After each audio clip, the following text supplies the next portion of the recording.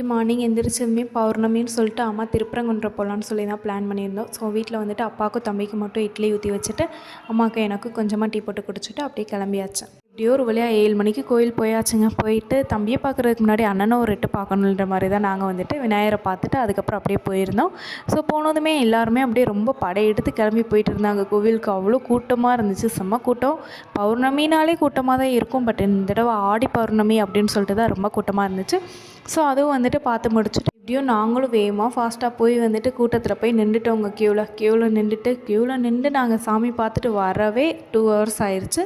So இப்படியே பார்த்து முடிச்சுட்டு வெளியே வந்துட்டு பிரசாதம் சாப்பிட்டுட்டு சூப்பராக சாமி பார்த்தாச்சு. அதுக்கப்புறம் நம்ம கிரிவலம் சுற்ற ஸ்டார்ட் பண்ணிடலான்னு சொல்லிட்டு தான் வந்துட்டு அப்படியே ஸ்டார்ட் பண்ணிட்டோம். அப்படியே க்யூவில் நிற்கும்போதே பால்குடம், காவடி அது இதுன்னு சொல்லி நிறையா கூட்டம் வந்துச்சுங்க இன்றைக்கி. இந்த தடவை நானே வந்துட்டு இவ்வளோ ஆச்சரியப்பட்டு பார்த்துட்டு இருந்தேன். ஸோ எல்லாமே நல்லா பார்த்தாச்சு. கிரிவலம் சுற்றுறதுக்கும் என்ன தான் வெயிலாக இருந்தாலும் பரவாயில்லன்னு சொல்லிட்டு எல்லாருமே அடித்த மோதி சுற்றிட்டு தாங்க இருந்தாங்க. சரி பரவாயில்ல, நம்மளும் அப்படியே சுற்றிடலாம்னு சொல்லிட்டு தான் அப்படியே நம்ம கூலாக ஐஸ்கிரீம் வாங்கி சாப்பிட்டுட்டு நல்லா ஜாலியாக சுற்றிட்டு வந்தாச்சுங்க.